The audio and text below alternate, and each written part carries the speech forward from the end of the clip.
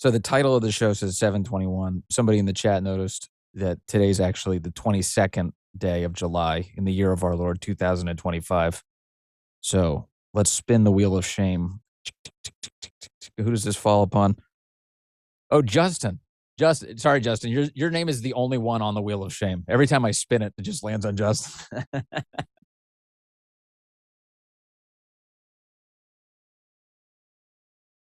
Hey, everybody, welcome to Vince. Great to have you with us on a Tuesday. We got another busy show for you today, and I'm not sure we're going to be able to get to everything. Hunter Biden is spilling all of the secrets of the left, and he is very mad that they totally Julius Caesar's his dad, which, by the way, he deserved. But anyway, it's also great. We've got the update on that particular thing. I do have updates from the, on the Epstein saga this morning. I've got breaking news on that. So we've got to talk about that. And also some new information on how John Brennan has been lying to everybody about the starting factors of Russiagate. Boy, a lot to get to. I'm so glad you're here. And yes, I'm dressed up. I'm dressed up today. I've got things to do. But I'll just tell you. Should I say that? No, I did it for you. I dressed up for you. But I also have things to do today. More ahead on the Vince Show. I have to thank our sponsors. What if you could delay your next 2 mortgage payments? That's right. Imagine putting those 2 payments in your pocket and finally getting a little bit of breathing room. It's possible when you call American Financing today. Yes, indeed. If you're feeling stretched by everyday expenses, groceries, gas, bills piling up, you're not alone. Most Americans are putting those expenses on a credit card, and there doesn't seem to be a way out. American Financing can show you how to use your home's equity to pay off that debt. You need to call American Financing today before you get to a point where you can't make those payments. Their salary-based mortgage consultants are helping homeowners just like you restructure their loans and consolidate debt, all without upfront fees. And their customers are saving an average of $800 a month. That's like $10,000 in a raise. It's fast. It's simple, and it really could save your budget this summer. Call now before it's too late. 888-879-6460. That's 888-879-6460. AmericanFinancing.net/Vince. NMLS number 182334. NMLSConsumerAccess.org.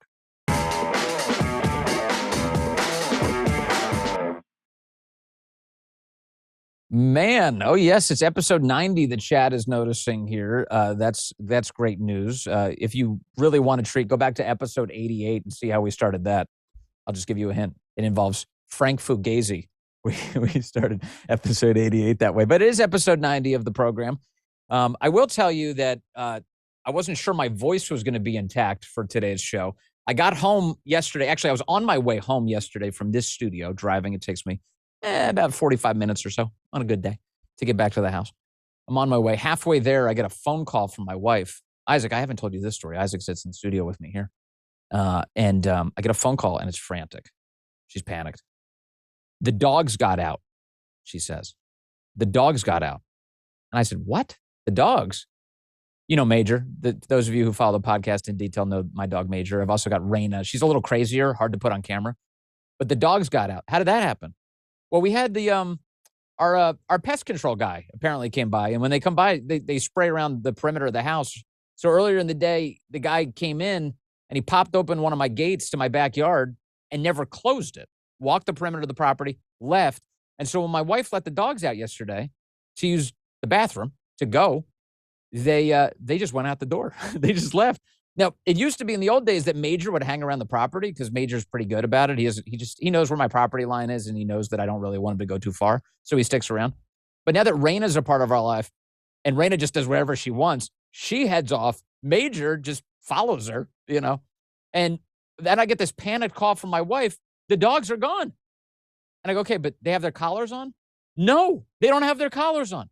So no collar, no GPS tracker. Raina's got a GPS tracker on the collar for obvious reasons. Nothing, no tags on them. They're out there just naked in public right now, just running around like 2 fugitives, nudist fugitives, just running around the neighborhood.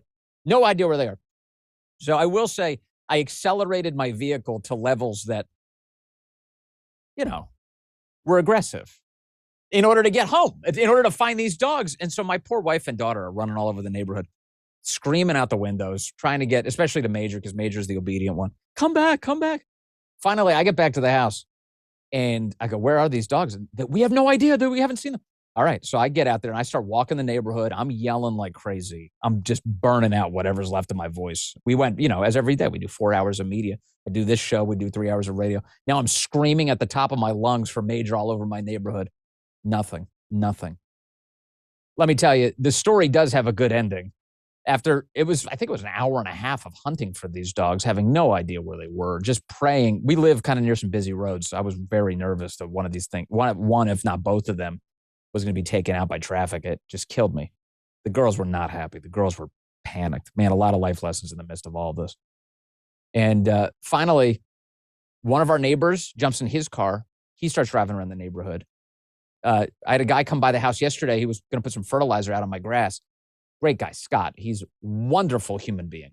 Scott shows up and he goes, what's going on? I'm like, the dogs are out. And he goes, you want me to help you find them? I was like, if you can, yeah, fantastic.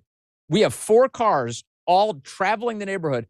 And Scott, God bless him, pulls up on my dogs, finds them, calls me, Vince, I found them. I show up. Major's already playing dead because Major just loves being pet. So Major's like rolled over on his back. He's getting his belly pet. I find Raina. Raina's like skitzing out, running all over the place. I finally corner her, grab her, pick her up, and I just drop her in my car. The story ends really well. The dogs get home. The women of my life, deep sighs of relief. Total madness. I was telling producer Jim this story today. Jim's like, that's horrible. What a horrible story. I can't even believe this happened to you. Jim has a very soft spot for dogs. He can't even imagine losing his dog. It was a nightmare. So let me just begin today by saying, hug the ones who are close to you, including your animals. They're wonderful. And check your gates before you let them out to use the bathroom. Just a good reminder. I know. Fellas, Major. Hey, are you complaining about the dog story, Lemon Laser? Your name's Lemon Laser. Start with working on your name instead of complaining about me saving Major's life. Yeah, the dogs are microchipped, by the way, guys. The microchip issue was not the problem. I was worried about the traffic. But Lemon Laser, I've got it out for you, buddy. Oh, don't talk about the dogs. No. The dogs mean something to me. The dogs mean something to me. We got them back. So good news today. Hey, Hunter Biden. Hunter Biden is completely out of control, and he's doing it on camera. I've got some great news for you today. Hunter Biden shows up. He does this interview with a guy called, I think he calls himself All Gas, No Brakes. And I've seen his stuff through the years. He's kind of a Napoleon Dynamite type character. He shows up, he interviews people at political rallies, talks to them at various protests. That's fine. He does that on YouTube. And Hunter Biden agreed to sit with him for, fellas, what was that, a 3-hour interview? It was like 2 or 3. It was a long interview. I haven't watched the whole thing. I've just seen a lot of clips from it. And every clip I've seen is full-blown crazy pants. It is nuts what's going on. Hunter Biden revealed yesterday that somebody pumped his dad full of Ambien before he did the debate. He said the explainer for why his dad was Sleepy Joe on that crazy debate stage was the Ambien. Take a look at Hunter Biden making the claim. I know exactly what happened in that debate. He flew around the world, basically, the mileage that he could have flown around the world 3 times. Yeah. He's 81 years old. He's tired as shit. They give him Ambien to be able to sleep. He gets up on the stage, and he looks like he's a deer in the headlights. Ambien? Okay, let me assume for a moment that what Hunter Biden is saying is totally true. Do you need any more evidence that they rigged this thing against Joe? I know today, what's probably happening is that the media are just ignoring this story. But if it's true, look, we already knew that Joe had cognition problems. Obviously, everybody could see them. They gave him Ambien before the debate. Are you serious about that? Well, then the fix was in. They drugged the president of the United States to make his already awful performance more awful as a predicate to stab him in the back and remove him from the race, to foreclose on any democratic process whatsoever, and to install Kamala Harris? Are you not sensing all of the moving parts here? I'm loving this, by the way. Hunter Biden, just keep telling me exactly what happened here. They gave Ambien to the guy, is the claim from Hunter Biden. Okay. Here's Hunter attacking establishment Democrats yesterday. Cut 2. Take a look. He's got a lot to say. Opinions, but fuck him and everybody around him. I don't have to be fucking nice. Number one, I agree with Quentin Tarantino. Fucking George Clooney is not a fucking actor. He is a fucking, I don't know what he is. He's a brand. Fuck you. What do you have to do with fucking anything? Why do I have to fucking listen to you? What right do you have to step on a man who's given 52 years of his fucking life to the service of this country and decide that you, George Clooney, are going to take out basically a full-page ad in the fucking New York Times to me and James Carville, who hasn't run a race in 40 fucking years, and David Axelrod, who had one success in his political life, and that was Barack Obama. And that was because of Barack Obama, not because of fucking David Axelrod. And David Plouffe, and all of these guys, and the Pod Save America guys, who were junior fucking speechwriters in, on Barack Obama's Senate staff, who have been dining out on the relationship with him for years, making millions of dollars. The Anita Dunns of the world, who's made $40, $50 million off the Democratic Party. They're all going to insert their judgment over a man who has figured out, unlike anybody else, how to get elected to the United States Senate over 7 times, how to pass more legislation than any president in history, how to have a better midterm election than anybody in history, and how to garner more votes than any president that has ever run. And they're going to replace their judgment for his. Who's Jake Tapper's audience? Jake Tapper? My mom or something? I don't know. Well, I don't know. For real, though. I don't even think it's your mom anymore. No. By the numbers. Dude, he wants to burn it all down. And I'm right here handing him the gasoline. Please, Hunter, tell us more. Hell, Hunter Biden, come on this program. Come on this program. Let's talk to Hunter Biden. Let's have him on. Who else do you hate among the Democrats? Tell us what really happened. Tell us all about Russiagate. How did they rig everything against President Trump? Tell us all the details. What's Biden's relationship with Obama like? How evil is Barack Obama exactly? Give us everything. He wants to burn it down.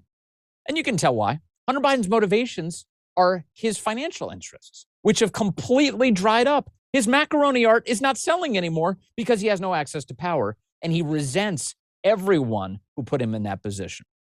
In fact, I hear him talking with much more aggression about every single Democrat that stabbed Joe Biden in the back than I've ever heard him talk about any Republican, to include Donald Trump. You know how pissed off he is?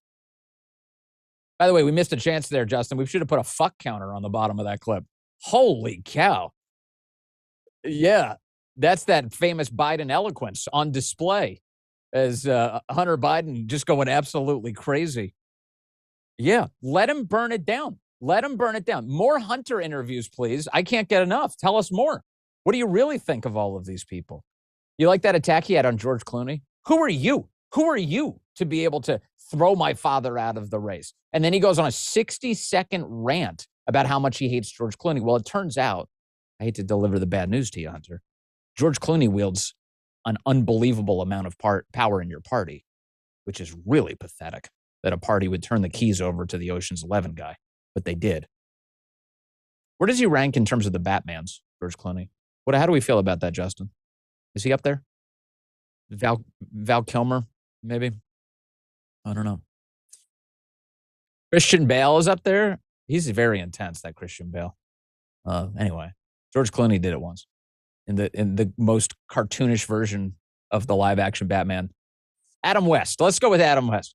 He's the best. Anyway, you've got George Clooney in charge of the party, which is actually another way of saying Barack Obama is in charge of it. But he is such a passive aggressive tool that instead of calling in the hit himself, instead of actually coming out and saying, let's take out Joe, it's time to get rid of him, he calls up George and he's like, hey, you're writing an op-ed in the New York Times?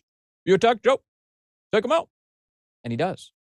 Clooney does it dutifully, because Obama and George need to spend time at the villa in Italy again, and they don't want it to be awkward. So if Obama demands it, George does it, and that's how they axed Joe Biden. Hunter's furious about it.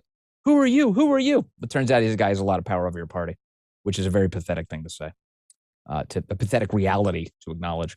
Let me see here. What else do we have from the Hunter Biden interview? Oh, this is great. The cocaine investigation at the White House. Now, probably like everyone else, you suspected that the cocaine at the White House belonged to the guy who loves cocaine, Hunter Biden. Here is Hunter Biden insisting, cut 4, that the cocaine was not his, baby. Not mine, baby, I swear. They're opening up an investigation to cocaine that was found in a cubby outside the West Wing of the White House. I think it was Don Jr. Yeah. Oh, you're talking about old White House. Yeah, when my dad was there. Oh, so they just got to blame you automatically. Yeah, I mean, they're literally going to do an FBI, another congressional investigation, because they've convinced themselves that it had to be me, that there was a little tiny. And I guess my point of even bringing it up is that no.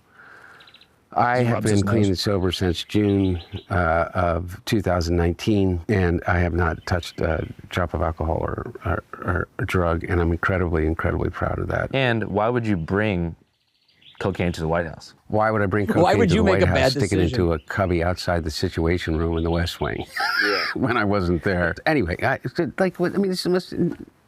the fuck knows? And politicians, I mean, they do blow, right? They do blow, says Napoleon Dynamite.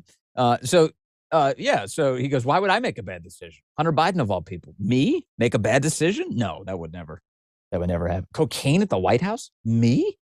Like an altar boy. I would never do that. Really? Would you ever leave, say, your entire laptop of all of your Biden family business dealings behind at some sort of laptop repair shop and then abandon it and then, allow the entire world to discover the corrupt contents? Would you ever do that? Would you ever dispose of a handgun in a dumpster in the midst of some sort of fight? Obtain it fraudulently, lie on a federal background check about your drug usage to do that? Would you ever do that? Would you ever blow up your entire family by cheating on your first wife with your brother-in-law's widow? With your brother's widow? I think so. I think that would happen. I don't think Hunter's going to do the interview, Justin. I don't think he's going to show up on the show. But this is Hunter assessing, they thought the crack was mine. They thought the cocaine was mine. How could they possibly think that? I don't know. Your entire life story might be a good start. Here's another one. Hunter talked about cocaine in detail yesterday on this podcast with Napoleon Dynamite.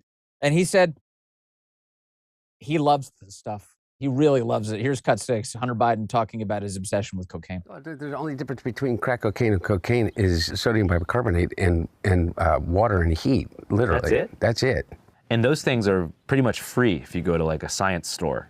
This is free. You can go to your neighborhood convenience store and just get. Anyway, I don't want to tell people how to make crack cocaine, but it literally is a mayonnaise jar, cocaine, and baking soda. How different is the experience? It's vastly, vastly different. And like for real, I feel really reluctant to kind of have some euphoric discussion. I know you're not asking me to do that, but have some euphoric discussion about crack cocaine. I think this might be kind of the opposite here. Okay, no, it's the exact opposite. I'm saying I don't want to have the experience of some euphoric recall.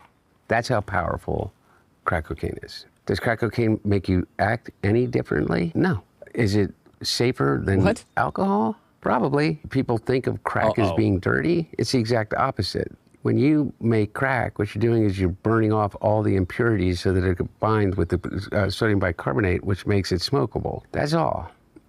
All of these actors and, people in the past that talked about they had a problem with cocaine and freebasing. They were smoking crack. So straw on the stove is the same thing? Not exactly, but close to it. But it's a little bit different. But anyway. Oh, my goodness. I can't even believe what I'm listening to. I can't even believe what I'm listening to. He's like, man, you start talking about cocaine. He was practically drooling. He was like salivating in the middle of that. He's clearly addicted. I totally believe him. He's not lying about that. Totally addicted, which is crazy and sad. It's sad that he got to that position in his life. Oh, good for him for conquering it if he has, I guess. He says he's conquered it since June of, 2019. That's good if that's true. But you can see why people think it was yours. Just look at the way he talks about it.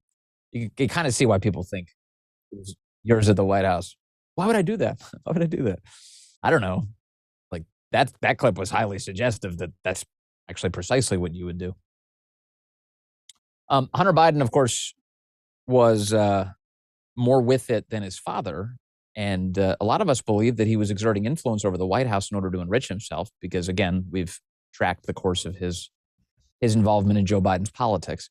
In a moment, I'm going to share with you his philosophy for how we deal with the illegal immigration crisis, the illegal alien crisis. Here's a hint: to make it a lot worse. In case you're wondering, why did Joe Biden kick open the borders and then import millions of foreign nationals? This Hunter Biden answer may give you a big answer to that in a moment. Hey, do you think about aging? Do you think about it at all? The effect it has on you and your body? I've noticed as I get older, my energy goes down. And I kind of feel all the aches and the pains, as you get a little bit older, they really start to become more and more apparent. And what you want to do, and what I've been trying to do, is figure out ways to get my energy back. And I'm excited to share with you C15 from Fatty 15. It's great. It's the first essential fatty acid to be discovered in more than 90 years. Fatty 15 co-founder Dr. Stephanie Van Watson discovered the benefits of C15 while working with the U.S. Navy. And based on studies, we do know that when our cells don't have enough C15, they can actually age faster. Fatty 15 can help repair and protect age-related damage to cells and help activate pathways in the body that repair mechanisms that support your overall wellness. Fatty 15 is science-backed. Look it up, seriously. It's award-winning, it's vegan, it's 100% pure C15 supplement, and refills are shipped right to your door. Fatty 15 is on a mission to optimize your C15 levels to help support your long-term health and wellness, especially as you age. You can get an additional 15% off their 90-day subscription starter kit by going to fatty15.com/Vince. Use the code Vince at checkout. These statements have not been evaluated by the FDA. This product is not intended to diagnose, treat, cure, or prevent any disease. Fatty15.com/Vince. Thank you to Fatty 15. I take it every day. Love it. Okay. So Hunter Biden on our border crisis. Now, I just want to remind you that anytime you hear somebody say that Biden failed to secure the border, they're missing the point. Biden didn't fail to secure the border. He opened it up and imported in millions of foreign nationals who should not be here. And he did it at your expense. Spent a lot of our money in order to bring all these people in. And now President Trump is trying to clean the mess up. He's deported a lot of people as a result of that. Hunter Biden is angry about this. He's angry. And in fact, he's so angry that this president is reversing Joe Biden's sins that he says the only way to fix this now, meaning to make it worse again, is to invade El Salvador. Take a look here. Cut 3. Hunter Biden says we should invade El Salvador and kidnap their citizens. How are we getting those people back from fucking El Salvador? Because I'll tell you what, if I became president in 2 years from now, or 4 years from now, or 3 years from now, I would pick up the phone and call the fucking president of El Salvador and say, you either fucking send them back or I'm going to fucking invade. It's a fucking crime what they're doing. He's a fucking dictator thug. Bukele or Trump? Both. I love how he has no idea when the presidential election is in that clip. Did you hear that, Justin? He said, if I become president in maybe 2 years or maybe 3 years or maybe 4 years, no, go on. We want to hear how high you can get. Well, how high can you count, Hunter? We got to go in there and fucking invade and fucking kidnap everybody and fucking bring them back. Remind me exactly, what nationality are the people that we'd be taking from El Salvador and bringing into the United States? I believe they're Salvadoran. We'd be invading El Salvador to grab Salvadorans and to kidnap them and separate them from their families, mind you, and bring them into the United States of America. For what purpose exactly? To restore the chaos that your father brought to the country? So, yeah, no, I'm not voting. Just to be clear, I'm not voting for Hunter in 2 years or 3 or 4. I'm not supporting the Hunter presidency again. We've had enough of the Hunter presidency, and thankfully it's over. Boy, he's angry though, man. That money has dried up, and it's not coming anymore. Hunter Biden. Lastly, there was a clip going around. Oh, that's right, Hunter Biden. We didn't pull this one, fella. So let me see if I can find it real fast. I think this is worth it. Hunter talking about bringing in illegals. He wants illegals as slaves. The chat is pointing this clip out. His whole thing is like, we need illegals. Oh, here we go. This is perfect. Anna Paulina Luna grabs it for us. Thank you to the Congresswoman for grabbing this clip. Let me see here. Will this play? That's the trick. Yes, I think it will. It will. Here we go. All right. Go ahead, Justin. Give it to the fine people. For someone, am I going to be like all these Democrats say, you have to talk about and realize that people are really upset about illegal immigration. Fuck you.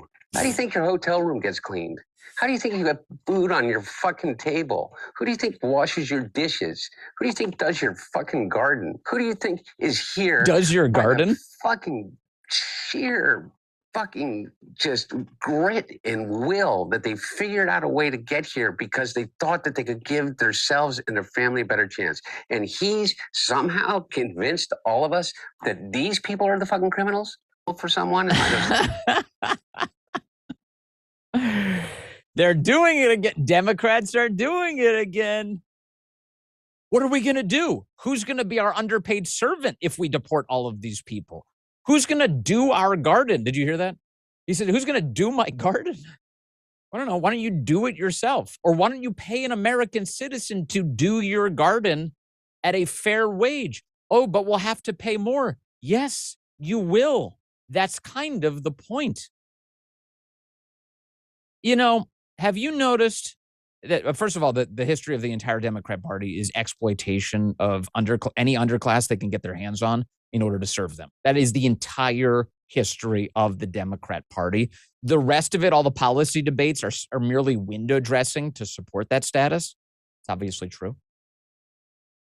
But this thing, have you noticed that Democrats will say something like, we need to tax the rich more. The rich need to pay their fair share. Have you heard this argument? The rich should pay their fair share.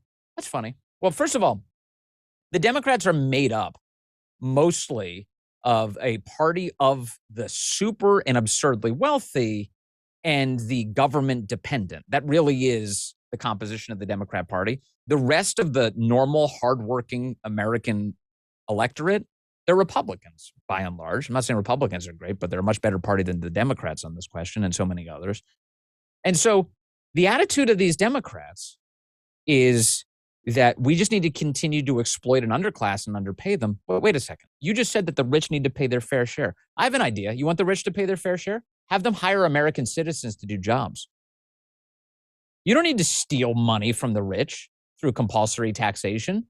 Just make the labor market fair. The rich will pay more to have their garden done because they'll be paying American citizens legitimate wages to do it. And again, not an illegal alien imported servant class. But that's not what the left says at all. They're not calling on their rich donor class to lift up American workers. That's not what they're calling for at all. They just think, well, if we just lift taxes, that'll make everything better. Then if you concentrate more power in the government, that gives us more power. If you concentrate more wealth in the government, that gives us more wealth for our own corrupt purposes. It has nothing to do with helping people on the bottom rungs of society. It has nothing to do with helping Americans out. It's just the way that these guys act. It's just, and it really is so completely revealing. And Hunter Biden is in many ways the spirit animal for the left's most delusional positions. There he is, vocalizing them. And as the great Dan Bongino has said many times through the years about the Republicans, they're not the solution to your problems, but the Democrats sure are the cause. More evidence has been entered, Your Honor, into that particular thing. All right. Coming up, we've got a lot more to get to. We've got a great interview coming up with Bobby Sauce. Bobby Sauce is here. We're going to chat with Bobby Sauce. I've never talked to Bobby Sauce before. I'll get to do that coming up in a moment. He's a great commentator, comedian, conservative, great guy. That's just ahead here on Vince. Have you heard of Caralluma by any chance? It's an edible cactus that grows in India. It's believed to be a natural appetite suppressant. Caralluma is just one of the natural ingredients that doctors have added to a remarkable weight loss supplement called Lean from BrickHouse Nutrition. If you have a bold summer weight loss goal, but injections are not for you, here's what the doctors who formulated Lean said. They said this supplement is as close as we've come to the benefits of those popular injections. Now, like injections, BrickHouse Nutrition's Lean was created to help maintain healthy blood sugar and help control appetite and cravings. But the rare ingredients in Lean are also designed to help burn fat by converting it into energy. And the best part, no needles, just real results. The doctors created a healthier way to lose weight by capturing the power of natural ingredients like Caralluma. It's just smart. Let's get you started with 20% off. Just use the code Vince20 at takelean.com. That's code Vince20 at takelean.com. These statements have not been evaluated by the FDA. This product is not intended to diagnose, treat, cure, or prevent any disease, and it's not a substitute or alternative for care from a healthcare provider. Our thanks to BrickHouse Nutrition, as always. And also thanks to Birch Gold. Really appreciate Birch Gold for being a great sponsor of the program. It's difficult for this administration to take all of our personal finances into account when they're trying to do what's right for the country. You've got to do that for yourself and for your family. And this is why tens of thousands of Americans are buying gold right now from Birch Gold. Here are the facts for you. Very straightforward. In the past 12 months, the value of gold has actually gone up by as much as 40%. Many central banks, well, they continue to bolster demand for that gold by buying it in record quantities. And global instability and tension, well, it could be the highest it's been in decades. But you can find peace of mind in gold. Birch Gold makes it extremely easy to convert an existing IRA or a 401k into a tax-sheltered IRA in physical gold, or just buy some to store at home. Just text my name, Vince, to 989898. And Birch Gold is going to send you a free info kit on gold. There's no obligation, only useful information. With an A+ rating with the Better Business Bureau and tens of thousands of happy customers, it's time for you to take control of your savings today. Just text the word Vince to 989898. Data and message rates apply. Our thanks to Birch Gold, as always. Yes, indeed. Okay. Joining us now, I'm happy to say, is Bobby Sauce. He's a comedian, political commentator. You can find him on X at Bobby Sausalito. Bobby, great to have you on the show, sir. Thanks for joining me today. My pleasure. Thanks for having me. Okay, the Democrats are trying to figure out what went wrong last year in 2024. The Democrats, they just did they're in the midst of what they call a postmortem, which is what you do after death. And looking back, how did he die? How did the party just lose so catastrophically? The New York Times reports this weekend that the one thing that they're refusing to look at is the decision to make Joe Biden the candidate and then to replace him with Kamala Harris. Other than those two things, everything's on the table. What do you think of this, Bobby? I think that was probably the most obvious thing that could have been clear to anybody at any time. And what's actually crazy is that had they actually run the open convention, and I'm not like a political expert by any stretch, but had they actually run that open convention and gotten the pulse of the people, they actually may have been able to find a better candidate and actually win with that candidate. The fact that Joe Biden got out so late is just part of the equation. But the fact that Kamala was in fact so bad was the other part, the death blow, I guess. But I think the whole argument that Kamala Harris, if she only had more time, it would have been better for her. I think it would have been worse, Bobby. I think the more exposure we had to Kamala, the less likely it was that Americans were going to get a serious case of the Kamalas.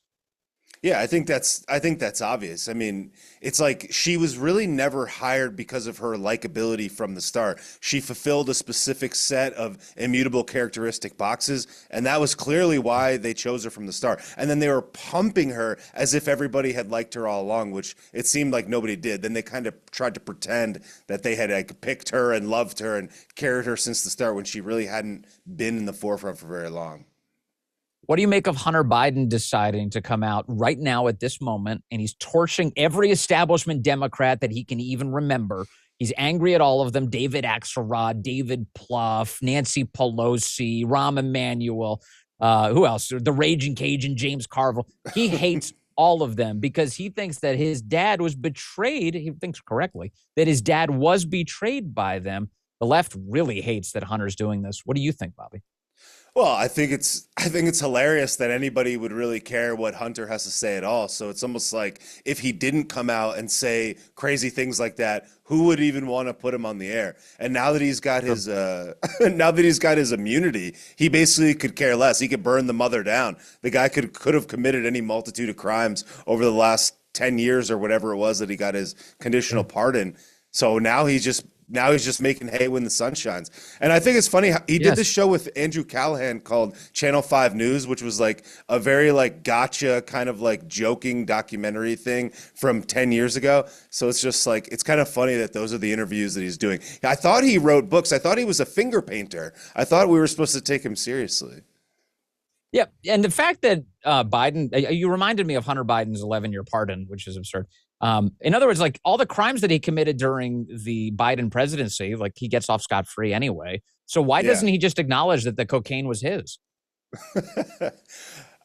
That's a great question. Maybe it was, maybe it wasn't, but like it definitely was. But I think he just is a laughable character that is unpredictable, and because he's invincible now, I think he's just like having a fun time burning it down. But I don't even understand why people are putting him on though. I don't understand like who initiated the invitation. That's my question. Like who contacted him? Or did he contact them? I want him to do it more. I can't wait to hear what other Democrat he's going to burn next. I think we're like 2 interviews away, Bobby, from Hunter describing Russiagate in detail and how Obama came up with it to kill Trump. Like we're so close. Just keep tugging those threads, baby. I think we're going to get something out of him. I bet if his dad passed away, maybe he would just drop the hammer. You know what I mean? Like maybe if there was no one left to impress, maybe he would just burn the mother down. So I guess we'll see. Yeah, maybe. He's raging. That's the best time to get to him. Rage more, brother. Okay. Let me ask you more about his dad, though, and the auto pen presidency. I know you've been very concerned about this because you like kind of love the country and think the Constitution should be respected. What do you think of this whole saga with the auto pen and how we unwind it?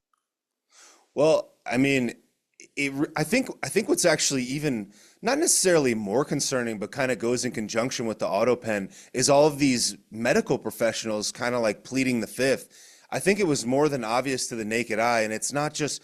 What actually really bothers me about the left is how they suggest like, oh, you know, the right is ignoring Donald Trump's health problems or whatever else. Like, look at his ankles. And it's like, I think you guys like are clearly overlooking what all of us could see. So it really makes you wonder not only how many things were signed with the auto pen, but how many decisions were being made and whom was making those decisions. It's like, was it Kamala Harris? Because we all know that she's basically incapable of making a real decision. So if it wasn't her, then really who was it? How it gets unwound, I have no idea, but it certainly is cause for concern, and it definitely makes you wonder the legitimacy of all those things. I know that the auto pen is a commonly used thing. I know from some friends of mine that he used the auto pen more than I think many other presidents maybe have ever used it.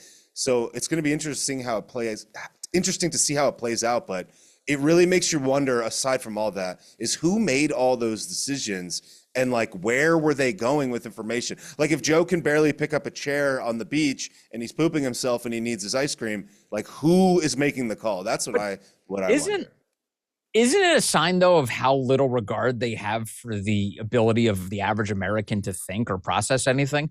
They have to think that we are catastrophically stupid to allow something like that to happen and to not notice it. Like, I love all of this stuff right now where everyone's like relitigating the cover-up of Joe Biden's cognitive decline. Jake Tapper writes an entire book. Like, guys, his brain wasn't working. Did anyone notice this? Yes, the whole country noticed it. Do you really think that Americans are that stupid that we didn't notice?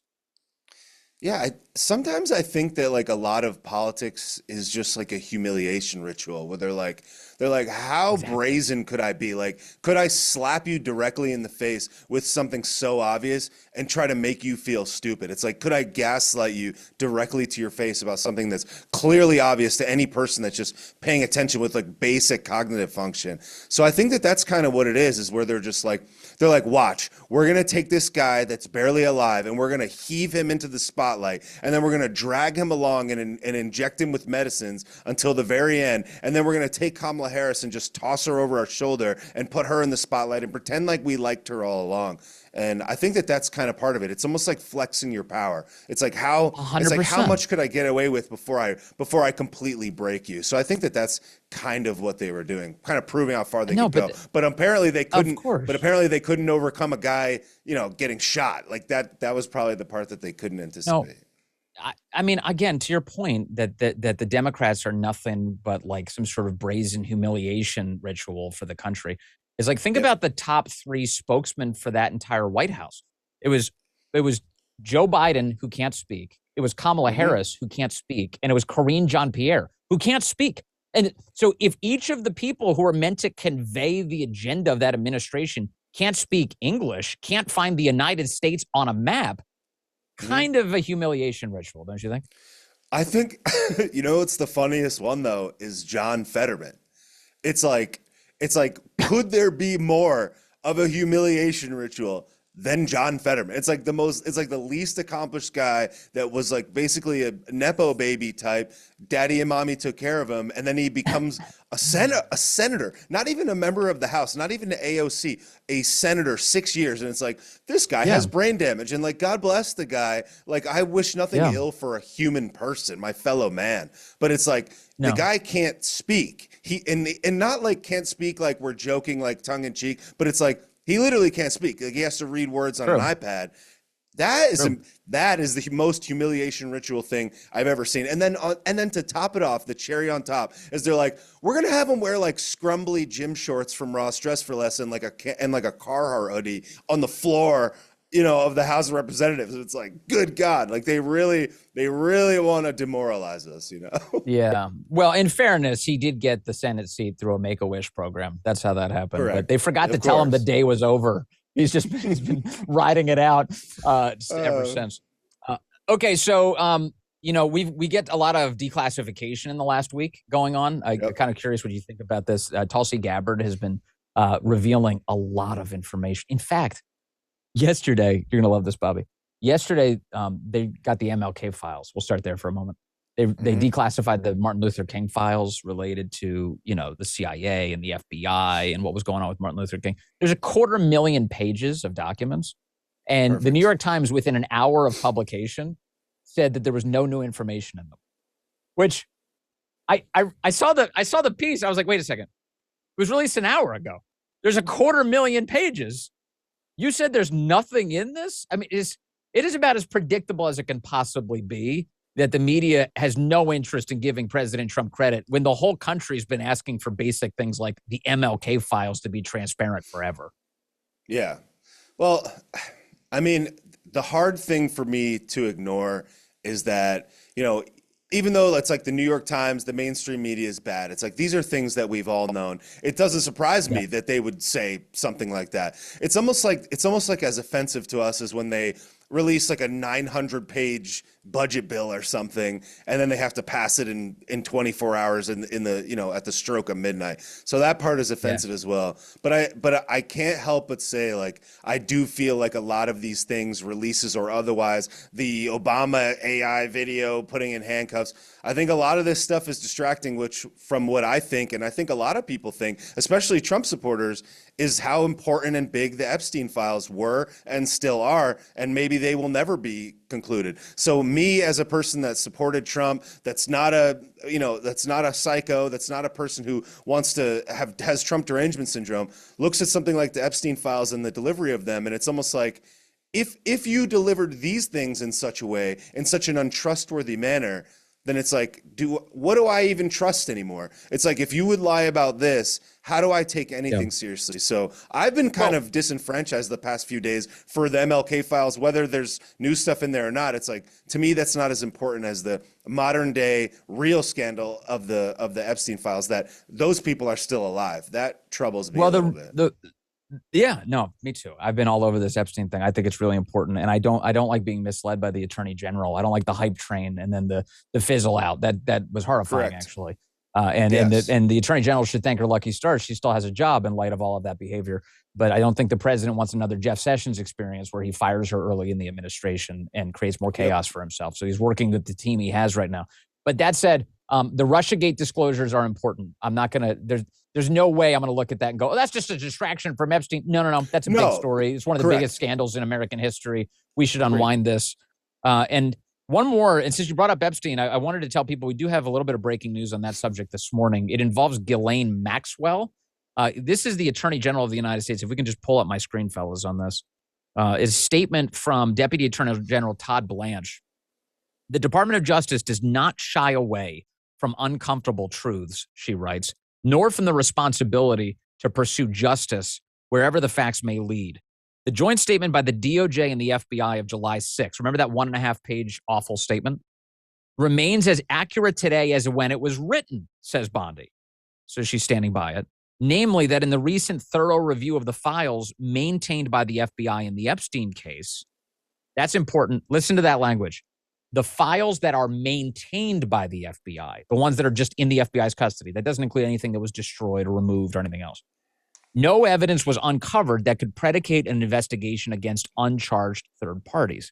President Trump told us to release all credible evidence.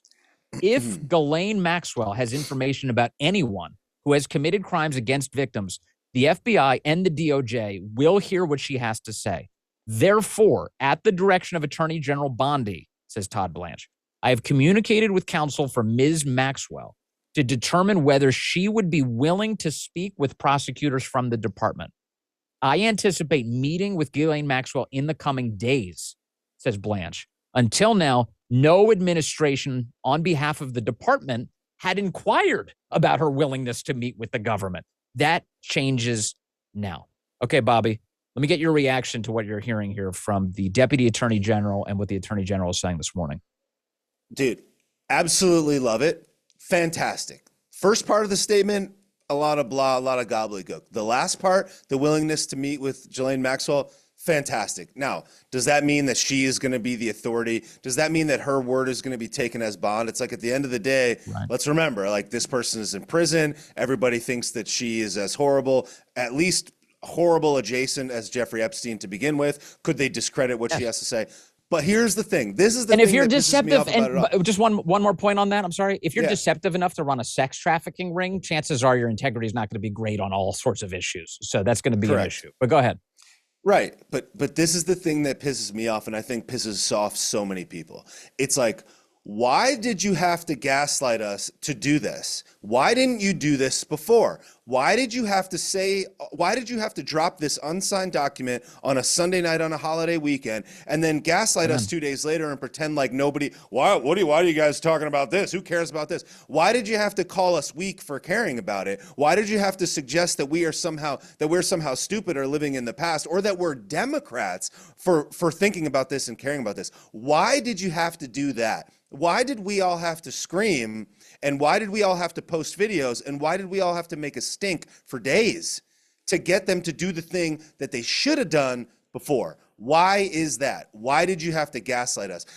What comes out in these files is almost not as important in a certain way as how they reacted to it. And that's what I think disenfranchised and incensed so many different people that have supported President Trump for the last 10 years. It's like he says, and look, I'm not comparing myself to him and neither are we. He says things like, I had to go through all this and I went through all these things and all the pressure we all respect that and understand that. But we've all been there too. For the last 10 years, all of us have taken fire from family and friends, from work, from social circles for supporting President Trump and had to stand up and defend him and any other metric of things. And here's a thing that we all talked about, that he talked about, that his son talked about, that every one of his people that were put in the White House talked about for many years. Yeah. And here comes this bombshell and you pretend it doesn't exist. So I just don't understand why we had to scream and why they had to pretend like we're weak. And now they could just do this. It's like, why didn't you do this before? I think that's what frustrates so many people. Yeah, there's a lot to unpack here. Among the things that I immediately suspected was that the Epstein thing was an intel operation that they were clumsily trying to put away and get us to stop talking about. I thought that was that right away. The other thing that stuck out to me is that it is true that the government has often manufactured hoaxes against President Trump. It wouldn't surprise me if there was some manufactured components that were left behind by the Biden administration anticipating the release of the Epstein files in order to try and create something to gum up the works yet again for another Trump administration. Wouldn't surprise me at all. So I kind of get the president's reflexes on a lot of this. But here's the issue that I think you've tapped into. President Trump, by force of personality, was trying to put this story to bed. And he was saying it's because the left was perpetrating a hoax in the midst of all of this. I'll take him at his word on that. I think the unforced error is to backhand your supporters in any way, who even today, those people who were accused of being weaklings, they're standing by the president. And I love the president. I think his agenda has been fantastic. But my criticisms here, especially for Pam Bondi, have been, I have been totally dissatisfied by what you promised and how you failed us. And let's see if we can't fix this. So if it takes browbeating to get them there, perfectly fine with that. I'm happy. And I'm glad. Look at this. Ghislaine Maxwell talking. The fact that no administration talked to this lady, nobody, how crazy is that detail from Todd Blanche? Not It a is. single Justice Department official has talked to this lady in order to get her take on all of this. Madness. So yes, of course you should. And that whole, like, the throat clearing at the top, well, in the files that the FBI had, we didn't have anything to charge third parties. First of all, I'm already skeptical of that because, like, you have drivers and pilots and house people and all sorts of, like, there's got to be a huge, forget the clients, forget the list of people who were abusing these girls. The people who would be involved in a scheme to sex traffic have to be more than Ghislaine and Jeffrey Epstein. But Correct. finally, they're kind of tipping their hand here that, like, if we determine that she's got anything good, we can start some real prosecutions here. I just think that the president has demonstrated a lot of evidence lately. He does want the public to have answers on credible information. I agree. I mean, I would agree and acknowledge that he's being responsive. And like that statement to me is like the first one that gives me like any hope over the course of the last week.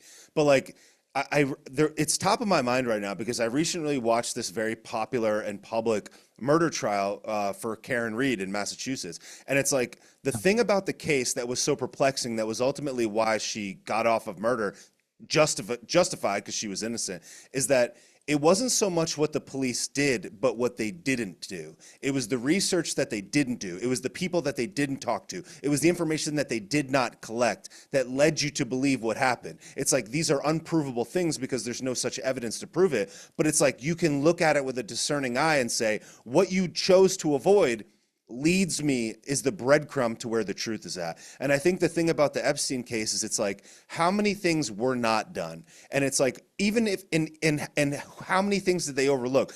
Something that could be this big to only involve these two people without any other credible evidence seems implausible. And then on top of all that, like I said, it's like if Trump had come out to all of the people that had supported him for all these years and been like, listen, this is a high level thing. This is a thing that's bad. We looked into it the best that we could. Here's why this video is real. Here's why this thing is real. Here's the actual evidence that we have, and here's what's been destroyed. Here's what we think has been destroyed. It's like all of those things could have helped. But to just be like, why are you guys even asking about that? It was the delivery that I think incensed so many people. Not even so much what was there. So this is a good thing. I'll give credit where credit is due. This is a good thing. Let me engage you in one more hypothetical here about what comes next. Okay. And it may be too early to render a judgment on this, but Ghislaine Maxwell is going to want something in exchange for this information. Yeah. I guess is she's going to want a reduction in sentence. She's going to want some sort of clemency. Are you okay with that trade? If she gives up the goods, if she exposes what we believe to be a sinister sex trafficking ring that involves a lot of powerful people, if she can cough up names, do you think it's worth any sort of clemency for her? Yeah. And I'll tell you why, because you know, I watch a lot of true crime. I care a lot about true crime. And I've seen a number of different cases where there's been people where like a guy has killed a person and he knew where the body was buried and the family was willing to give clemency to him to just show them where it was, to admit it. And the person like got off after 10 years or whatever. So I think it depends a lot on the deal. But I think that like we have to understand that Ghislaine Maxwell poses less of a threat to the American public than the leader of a large bank does, than a politician that's currently ruling over the people does. And I'm not saying you let her out, walk out the door tomorrow, but I do think that it's like, if these people are exercising power over the way that we live our life presently, if they're influencing behavior, if they're influencing governance, if they're intertwined, and it's obviously more than one person. It's not like she's going to walk out there and be like Joe Biden. So it depends, but I would say yes. And here's the other thing: she's also served time already. Whoever this other person is out here cooking. So I think it all depends, but I would say yes. I would say it depending on what she says. Then yeah. All right, we'll see what happens. All right, Bobby Sauce, thank you very much for joining me today. I appreciate you, man. Nice to meet you here. It's my pleasure. Likewise, man. Thank you. Good to talk to you. There's Bobby Sauce. He's Bobby Sausalito on X. You can find him there. Before we conclude today's program, and I do have a lot more to get to today, we'll do most of it on the radio show, from a lot of it on the radio show. And then, of course, I'm back with you tomorrow, 12 to 3 Eastern today. I've got the radio show. You can follow that at rumble.com/Vince or go to The Vince Show. TheVinceShow.com, where we have our local radio listings. Before we conclude today's program, I do want to acknowledge news that you may have heard by now, but if not, I'll share with you. about the passing of producer Joe Armacost. The Dan Bongino show, which of course is the audience that I'm speaking to now, was of course created over these many years by Dan and all of the success he's had being such a great communicator and building such a great audience, for which I'm very grateful. I love this audience. But Dan, of course, would be the first one to tell you that he didn't do it alone, that he did it especially with producer Joe by his side for a decade. Since the very seminal moments of the Dan Bongino show, Joe was there to help guide this program into becoming the behemoth that it eventually became. And we found out this week that Joe has passed away. Dan posting to X yesterday upon learning the news, Joe, rest peacefully with the Lord. A nice message from Dan to his longtime producer. The fellas here on the show know and love Joe and had worked with him for years. That includes Guy and Justin.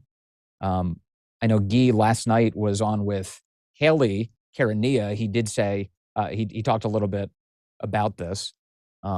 Fellas, do we have anything from the Haley show, or should I just direct people towards it to see the clip from that? Okay, good. Yeah, so if you want to see what Guy had to say on the subject, you can check out Haley Karania's program from yesterday about that. But we also have for you a clip of Joe himself talking about his sincere love and appreciation for this great audience, which has been so supportive of Dan and the great work that they did through the years. Here's a little bit from Joe. Just want to thank everybody for hanging with us through the year, through the troubles, through the good times. Great, great audience. Everybody here loves to do this show. We love to do the show, and I want you to know that from the bottom of my heart. Everybody here loves this show. We love doing it, and he wants you to know that from the bottom of his heart. I'm glad the fellows were able to find that and share that with us today. It's a good message from Joe Armacost. Everybody here mourning the passing of producer Joe. We are offering our prayers up for the repose of his soul. We're offering our prayers up for his family as they go through the loss of their loved one. And I can see the chat here. Rest in peace, Joe. A lot of nice messages saying goodbye to producer Joe, who, again, is and was a fixture on this program. And for that, we'll be eternally grateful, saying goodbye to Joe today. My thanks, as always, to you for being the best audience in media. I recognize now what Joe recognized so long ago, and I'm very grateful to you. I'm very, very grateful to you, and I know Joe was too. You could hear it there. All right. We'll conclude the Vince Show today with this Vince podcast here on Joe, and I'll be back with you tomorrow. We have a lot to get to, that big radio show coming up today as well. Stay with us. Coming up next here on Rumble, fellas, what's it going to be today? Coming up next on Rumble, Ruben. He'll be with you in just a moment. Hold tight. Here comes Dave Rubin.